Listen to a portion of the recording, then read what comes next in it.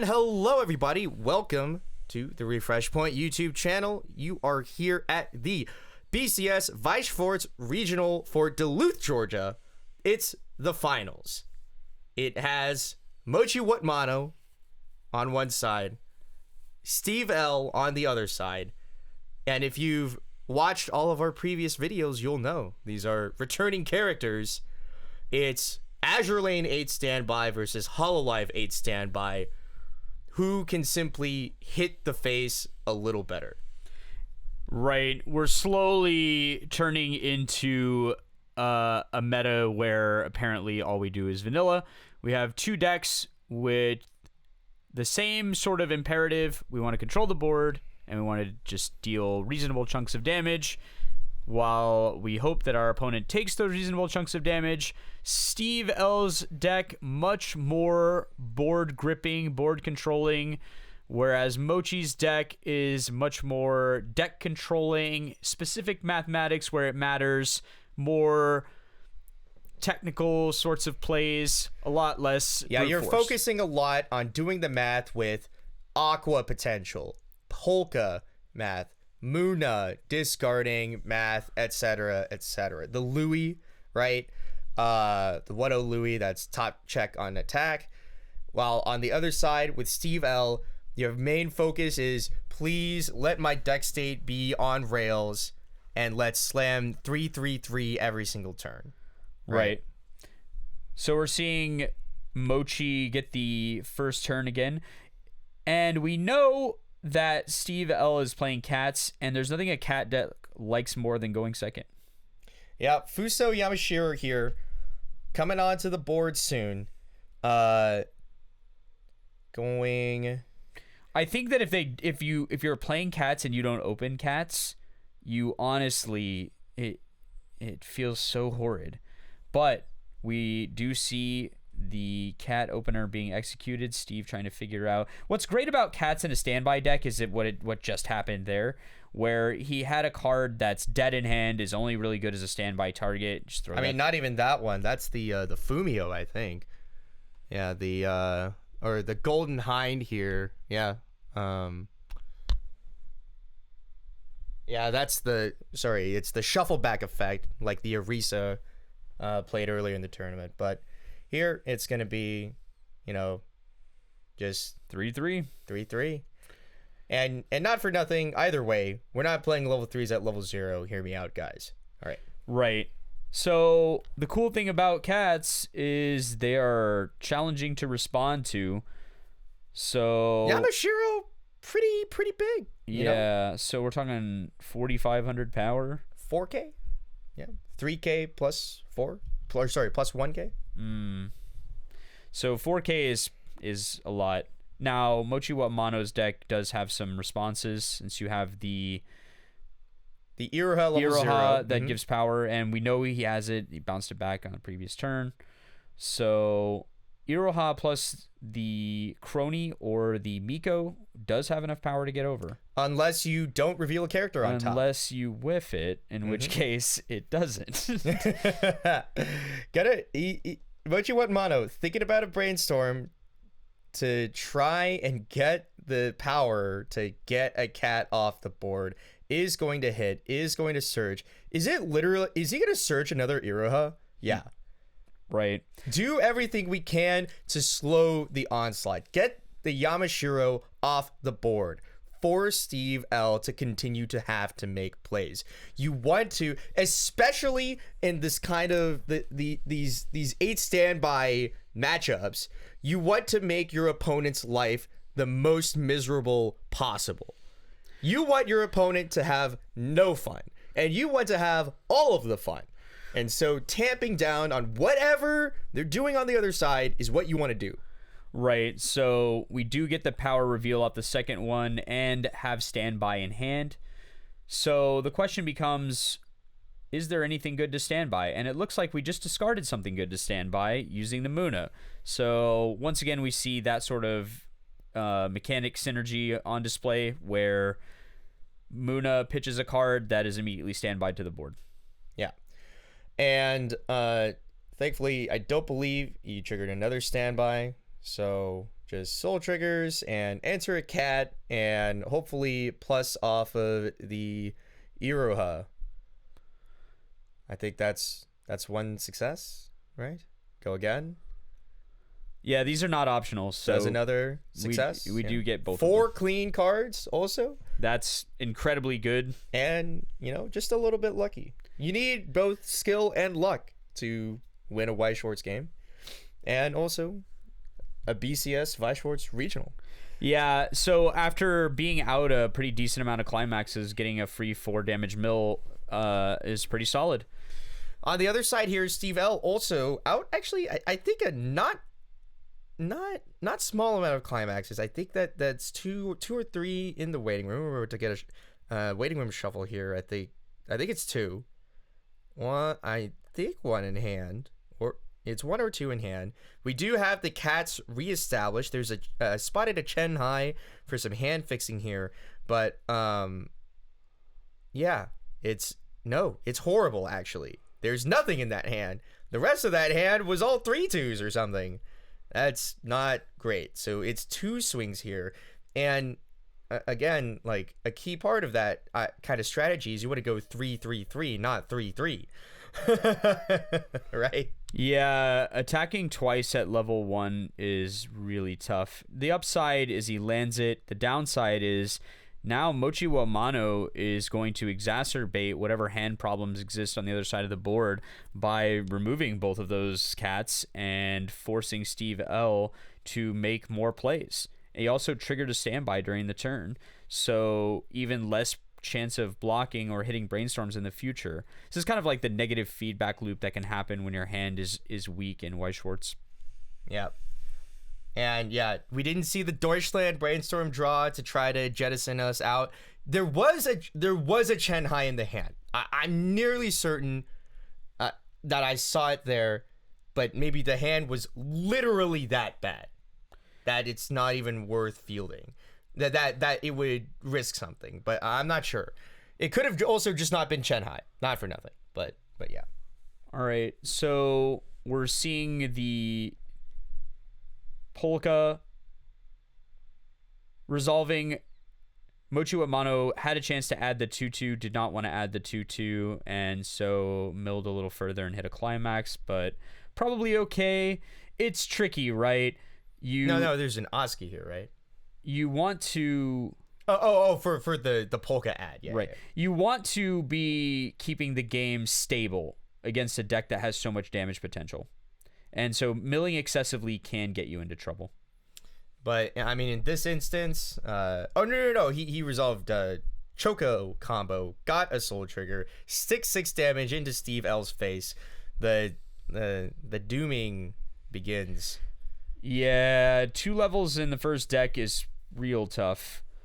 Also, for a deck that really needs to grip the board pretty tightly, having nothing in the center stage going into level 2 is really troubling. Yeah, you wanted to have August 1 Percival. You wanted to maybe have 2 of them. You now have none. You have no cats left. Drew into a standby. And clearly the rest of the hand was pretty bricked, or at the time that he could have played Chen Hai earlier. I mean, it's on play drop salvage, but you don't have that much plussing going on. And he literally clocks the Chen Hai, because even if you discard for something better, there's no guarantee it's going to live. And if you don't live, then you're just bleeding your hand down to nothing. So here is able to now refield Yamashiro. Pushes up the Fuso, which does get power and a soul from the Yamashiro on the board. Gosh, I think that's 2 climaxes in Steve L's hand. At minimum. Could be 3. And clearly the rest of the hand isn't so good. We're going to at least get the August von Percival on the board now. Double freeze does not matter. Not even a little bit. No, nothing. But what we want from August von Percival is... we need to, I guess, we can control the Choco mechanic a little bit by doing some stunning, but I think if he had the 3-2, he would have preferred that so he could top deck the Choco and just prevent the interaction altogether. Yeah, but unfortunately, to the wrong climax. Like, right. Yeah, it was. There's two of the wrong climax. We're at a witch's banquet, but what we actually want to be is casting Admiral Graf Spee until the end this time. Is that climax? We wanted to go there, and unfortunately, a block for Mochi Mano is double block is really just starting to spiral this game into weirdness. Like, just so much. This is what Mochi Mano needs to have happen this turn, is he now has the damage lead, and it's fairly significant. And he still isn't going to be fully reversed on the board because of the Choco and the difficulties that Steve L had at the start of this game. He's going to get to keep a character cross turn. Yeah. Yamashiro did not keep. I think it was. Did Choco get sacrificed for the Aqua or Correct, the Muna? the Aqua. Okay, yeah. So that keeps the Aqua. Just like we drew it up. We want to keep the 1-0 that has utility. And, bye-bye Muna, and here comes the final swing. Top check assigned here from the 1-1 assist in the back from Steve L. Triple kill. Oh, my goodness. Yeah, U47. Giving the top check to Steve L. Going for a 3 swing. Cancels on 3. It's rough. Yeah, so now Mochi gets to play out this turn relatively relaxed. The triple cancel gives him a lot of room to operate, and he even has open lanes. One open lane, but yeah, right. An open lane is probably more than he would have in most normal game states against this sort of deck. Yeah. And also now just kind of figuring out how we want to play out this hand. It's tricky to have things in your back row now. You know that double freeze is possible, and it's one climax combo away, right? We're certainly not going to put anything that can attack back there. I think part of this turn will be figuring out how much deck he wants to mill. Yeah, we're 6 in right now, 5 if he's got in his hand.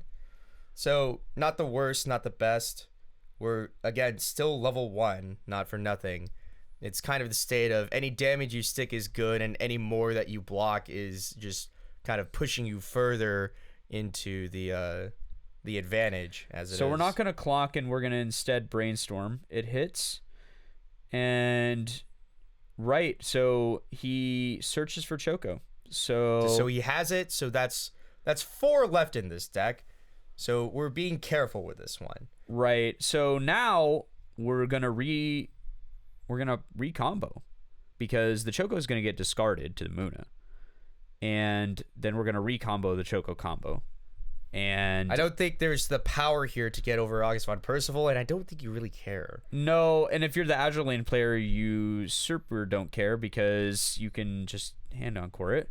Well, I mean, super don't care is a strong word, Steve. Steve L over here does not have that much hand, as far as I recall. Just saying, not for nothing. Right. So he is going to elect not to fight it. He's going to instead put Louis in front of it, and he's going to resolve the polka effect. Again, a very respectful check 4 where he doesn't check too much. He just checks the first card. It looks pretty okay. He puts it in his hand. We find standby on the top, but we have Aqua 1-0 on the board ready to help us pay it out. Or if we don't want the standby, we have Louis to top check and mill that standby straight to the waiting room. This is Mochi Mano's game plan. Right. Now, that is a little troubling to see a climax there. We're starting to get into the unstable sort of deck state where we have too many climaxes visible.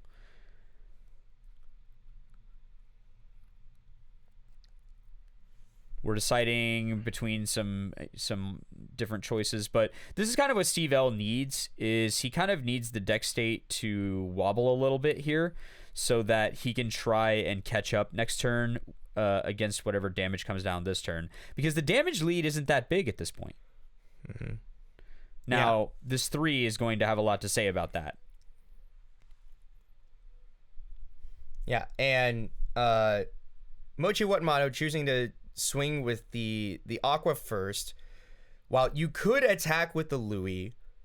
Now both the Louis and the Aqua have that effect of kind of like filtering out the climax by paying it, and there was a world technically that Louis could reveal 2 standbys and not be able to answer it. So you've avoided that scenario, right? Right. Steve L gets a important block on the Choco attack. Take the 3, block the 2. Unlucky. Maybe we can block this, hopefully, too. Does decide on a standby here for Mochi Mano. Does the payout. Yeah, he uses ditch. the Aqua effect. He doesn't put anything on the board. Yep. So, no good standby targets. So, now Steve L has a window to land some big hits here. The problem is we're running out of time in the game. We're taking a lot of damage. So we've got a full level down going into his turn. The 2/2 Von Percival lived, which is important. But once again, we have to contend with the Choco and the havoc that it wreaks on the math of the game. Unless he has the level 3 combo, in which case he can just... Well, he's got the level 2 combo. Right. So we can go to the Witch's Banquet. Now, the choice that's being just debated here, in my mind, is trying to figure out whether to clock. Because clocking would give access to... We can put a climax back in the deck and we can get a better hand. But clocking will also remove most of our good standby targets. Also, though notably, there is a 2/2 in the combos. Both combos sack the climax. Right. So they'll put the climax in waiting room to stand themselves. I'm not sure that there's much left to do, but to field another character, play either one of the standby combos, and kind of hope on your next deck. We see the 2/2 getting singled out here from the waiting room, so August Von Percival looking like she's coming onto the board again. Top check with the U47. It would be really nice if that was the climax, actually, if there's one left in deck. Right. So that we can just mill it. It looks like we're holding significant climaxes in hand, which is... It's at least 2. And there's the climax. There is the climax. Uh-huh. So that is the best scenario we could have hoped for this turn. Unless there's one more climax. There's one in the... there was 2 in hand for Steve L. So we milled one away with U47. We got rid of one with August and Percival's combo. Now,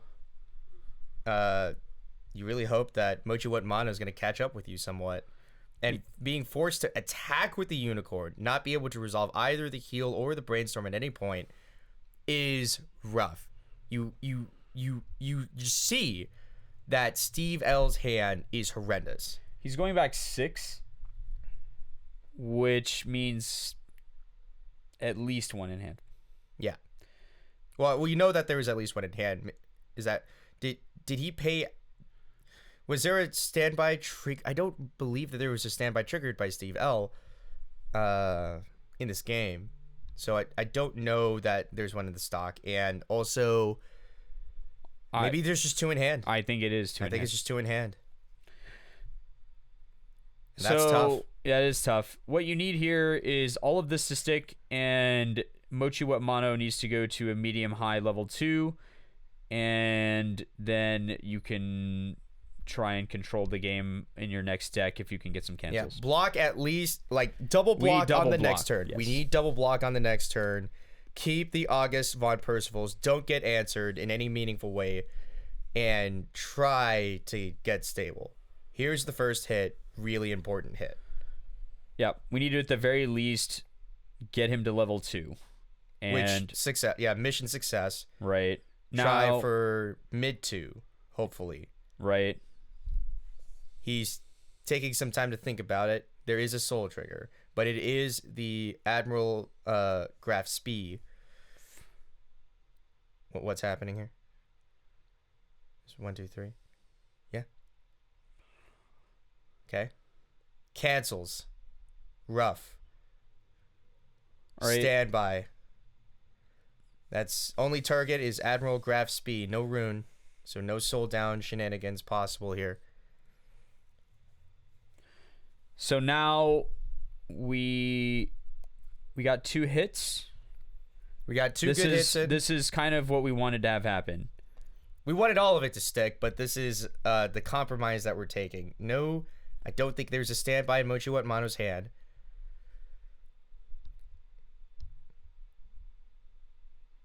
And so he's going to go for the Moon of Brainstorm. Hits 1. I think that's going to be 7 back. So if I'm Mochi six back, I think there's still 1 in Mochi Mano's stock. Either way. If I'm Mochi Mano here, I want the IMA healer to exacerbate the problems that are going on in the game. It seems unlikely that we will be able to get over on the board now. The Admiral Graf Spee gives all characters 1500 power, so we are now looking at 2 10-5s and an 11-5. Yeah. That's going to be hard. It's possible that IMA can get over on one of them with a combination of other power mechanics. Hits 2 during the brainstorm. So, yeah. So we're going to get the 2 biggest answers to this sort of game state. He's adding the Eofi to hand, and this is the first time that we've seen this card. This card is purpose-built to defeat high-power characters. It's an early play that you can only play when your opponent has a level 3. It gets absolutely humongous. It's 8,500 base power plus 1,500 for each other hololive character on stage. And on placement, you can take one of your opponent's characters, or you can choose a character in your waiting room and you can stock it, and then you can choose one of your opponent's characters and send it to memory for the entire attack step. So that's what just happened to Admiral Graf Spee. So now the 2/2s are in reverse range. Yep. August von Percivals are now leaving the board, and the hand cost that's going to be thrown at Steve L here is significant. This is kind of the the locking up here. There's not that much left to go for Steve L. Really, I mean, unironically, I think you literally needed Mochi Mano to not have a climax left in his deck at that last turn. So now Mochi is hedging. So we see him drop searching for the tap counter. And he's hedging because the brainstorm revealed 2. And we could reach a more spooky game state. So what we can do now is, because our hand is so full, we can hedge by adding the tap counter, almost ensuring that there's no way we can be killed next turn. Yeah. So, I mean, at this point, even canceling is difficult here because it doesn't change the fact that you're going to lose all of your characters on the board. You will get Admiral Graf Spee back during the encore step, but weekend and everyone in reverse is not the ideal scenario for an 8 standby deck. So we really need to see some blocking. Really just block. Like twice. Ideally 3 times. Yeah, so he takes a 3. That's unfortunate. Don't take another 3, hopefully. Taking a second 3 here all but ensures that, yeah, that's really hard. And so we have to overswing by 1 here, but we're going to see a little bit of counterplay. Yeah, here's the memory counter. It's the Birmingham. And Steve L finds the block. So he lives. but we're at 3-6 now. 3-6 to 2-4. The memory counter, for what it's worth, will allow him to play fully around the tap counter now. So the memory counter means that he can just ignore the tap counter, but it's a difficult road, right? Yeah. We need a lot of damage, and Mochi Mano did not trigger, and we need all of it. Basically, we need 10 damage, so that's pretty much going to be. You would need a 3/4 to just stick, right? Or if we get the burn 2, we can stack in another instance. I guess. So we're gonna now one of them. In all fairness, I do see one of them in the level zone. But no, that's the healer. Oh, that's the healer. I'm sorry. Yeah. Yeah. We're looking for Victorious, who's at the top of the clock. Who is at the top of the clock? This is true. And there's the How, that gets us the downgrade on EO15. And the weirdest thing here is that somehow in an 8 standby mirror match, somebody played a downgrader and there isn't actually a good thing to target. Like, this EO15 does not matter after it has already been played and been resolved. All right, so and Mochi pays 3 for. I'm not sure. That doesn't seem correct. Why would it matter? I mean, you could. Well, no, it's gonna get beaten over. Here comes Fumio. Sorry. Here comes Golden Hind. Golden Hind. Yep. So Mochi Mano is to hold out a climax and then reshuffle. This is I guess calculated. It's an okay game state. I mean, I don't know why Mochi Mano paid 3 just now. He goes down to 1 stock. Yeah, he had a full hand for a 10K, right? For a 10K, which is getting answered, guaranteed. Unless I mean, you can counter it. I guess you could play the tap counter. You could play the tap counter, and which will not likely resolve. Well, you can play it to get over. You can, but I don't know why you would. That whole play seems weird. Just take the downgrade. You can't use your tap counter. You have a 0 in the center stage and a blank lane. It can't be used.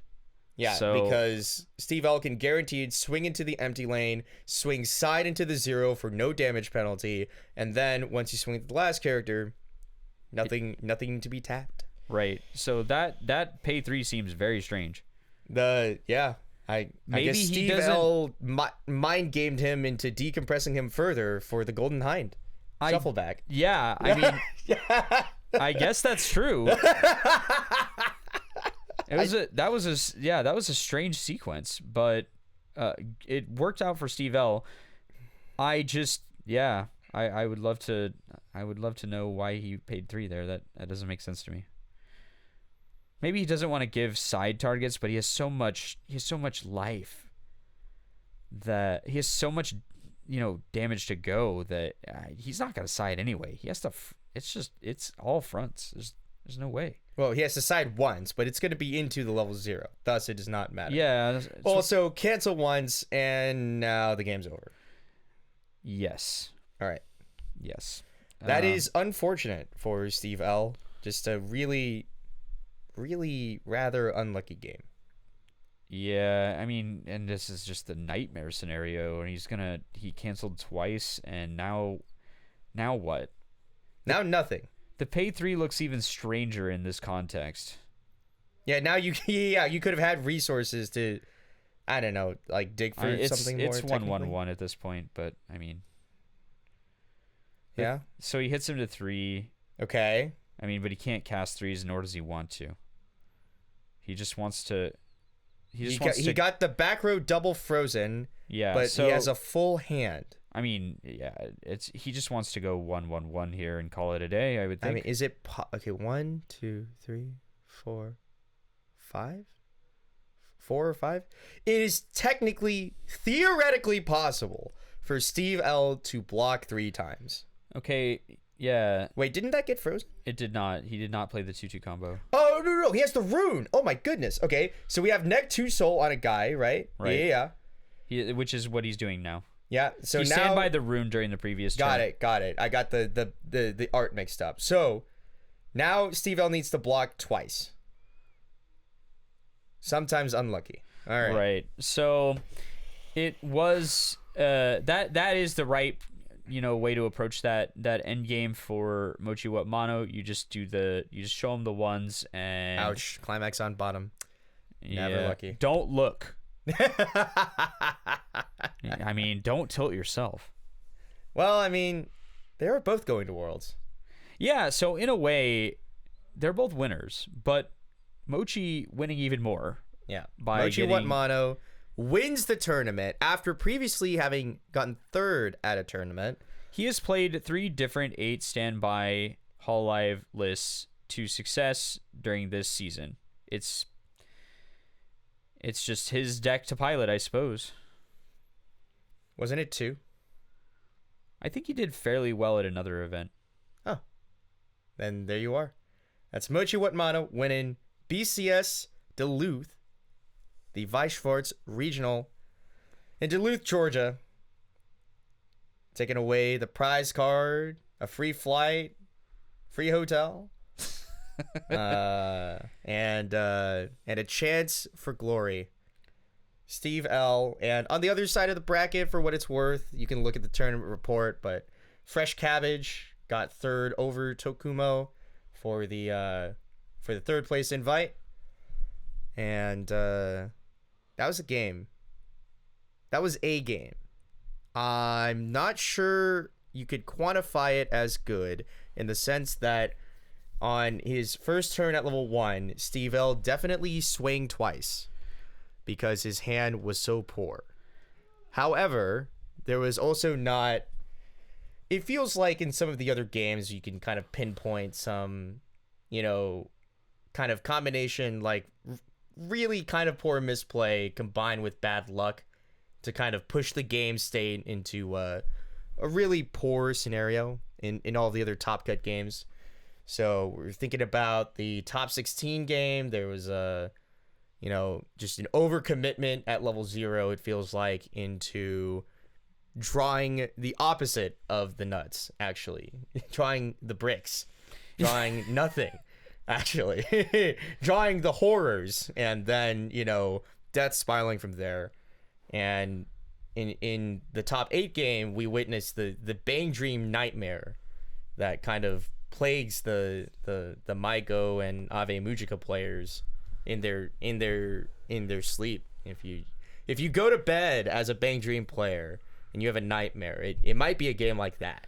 Yeah, just want to try and check one card, can't, try a second card, can't, try a third card, can't, realize you have now made your deck state infinitely unplayable in the pursuit of just trying to keep your hand up, and now the game's over. Yeah, and then so kind of our last 2 games of this Top Cut, the semis and the finals, some unluck, and but not, I don't think, a super major...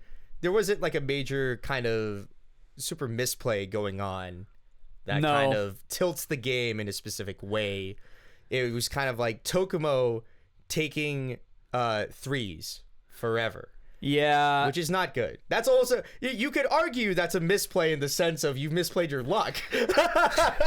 Well, but it's just how Steve L's deck is meant to operate, and unfortunately... It's how a lot of decks have operated. If you put a tremendous amount of soul triggers in your deck and you put the pressure on your opponent, hey, you can't just block 1 turn, you can't just block 2 turns, you can't just block 3 turns. You have to block every single turn from 0 to 3. You have to block all the time. And if you do, great, you win.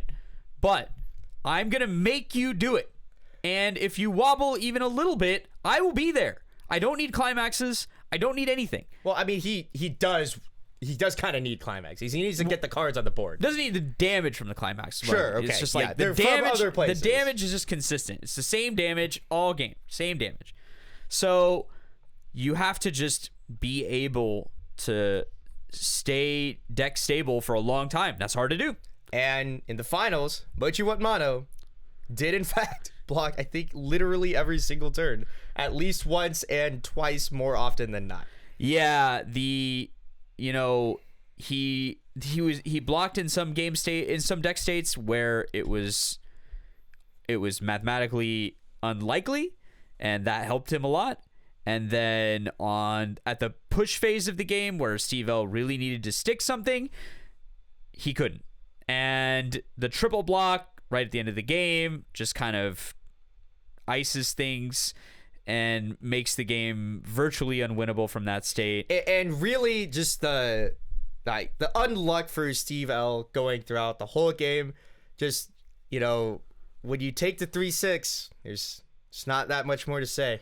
No, and starting off your deck 1 with a whole bunch of climaxes in hand and then immediately going up 2 levels is a very challenging game state to recover from for all decks. Doesn't have anything to do with build. It's just one of those things where sometimes you're able to restabilize at some point, but if you never can actually flatten out the damage curve and stop taking damage, then you're just going to be permanently behind, and once your opponent starts blocking, it gets even worse. So it's unfortunate. You hate to see it, but yeah, I when you see multi-climaxes in hand and no way to actually manage that or the deck state, then you just know, the damage is coming. Yep. And so that's our coverage of the BCS Weiß Schwarz Regional at Duluth, Georgia.